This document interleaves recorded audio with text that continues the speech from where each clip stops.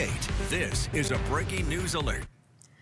Thank you for joining us here at 6:30. We are continuing to follow breaking news out of Grand Rapids, where police say a man was shot by an officer after charging at them with a knife. Now, there are a lot of moving parts to this story, which also involved a chase. News 8's Olivia Bosser talked with someone who had seen the whole thing happen. We'll hear from her in a minute. But first, we want to get over to News 8's Katani Gooch, who's been on scene the moment that this happened. Katani, there's a lot to unpack here. Yeah, Adriana, the scene here at the 1000th block of Alpine has kind of dwindled down a bit in the last 30 minutes since me and my photographer were live in the 6 o'clock. But when we got here about 3.5 hours earlier, it was a very large scene. Like you said, lots of moving parts. We probably went to at least 3 different scenes covered. This whole neighborhood was covered in police tape. But as you just said, we do know that a male in his 40s was shot and killed by GRPD after multiple instances with those officers that were threatening. So we spoke to Chief Trigg a couple hours ago, and he told us a little bit about what unfolded here.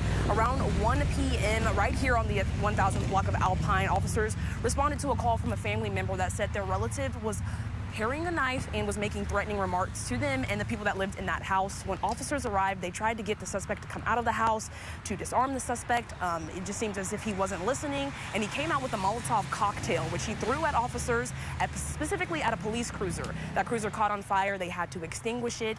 There was no other fire around that damaged anything else but that police cruiser. But the suspect then went back inside the house. They believe he grabbed another Molotov cocktail and then ran and fled from police officers, which is why this scene was so large and that there were multiple points that me and my photographer went to. But while he was fleeing with that knife that they had, that family member said that he had, he attempted a carjacking.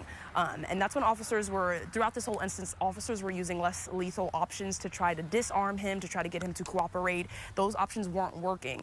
The suspect then fled again to a home where he tried to invade that home. He tried to go in with that knife. That's when officers deployed a canine. They say that suspect then stabbed the canine at least three times. That canine did get an injury to its head. That's when officers say that suspect charged at officers with the knife. And that's when one officer, Trigg says, fired his weapon at least 4 to 5 times, injuring that suspect.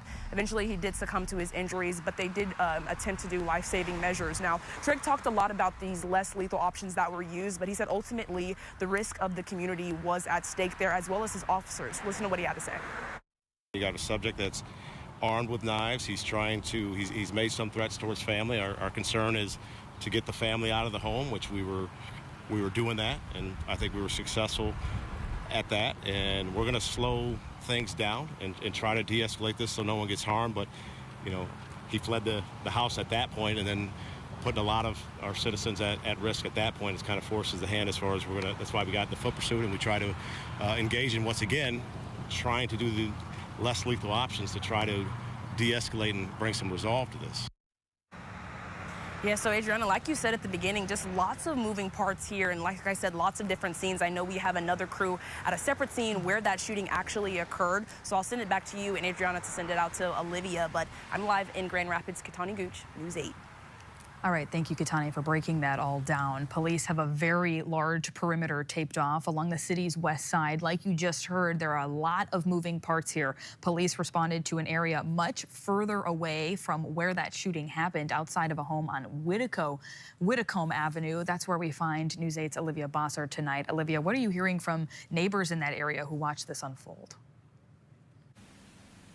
I'm at the corner of Whitcomb and 12th, less than a block away from where this incident came to an end. It's still a very active scene. Police continue to come in and out of the house as they continue to investigate. Neighbors tell us that incident escalated very quickly, and it was absolute chaos. When we first arrived, we saw police gathering evidence off of a car. Even with ongoing activity, the scene is now calm and contained, but neighbors say that was not the case earlier. One neighbor says within minutes, SWAT teams were ordering everyone inside their homes. She says everyone was running, including multiple police officers with guns drawn, before she heard multiple shots fired.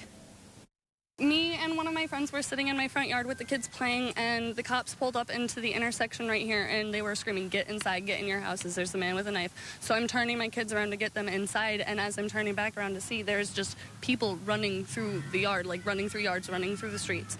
He books it into an alleyway, and then I hear a dog yelping, she heard a dog yelping, and then we hear 6 shots ring out. Police say they attempted to render aid to the victim, but neighbors tell us they only saw one ambulance on scene, and that was for the injured canine. In Grand Rapids, Olivia Bosser, News 8.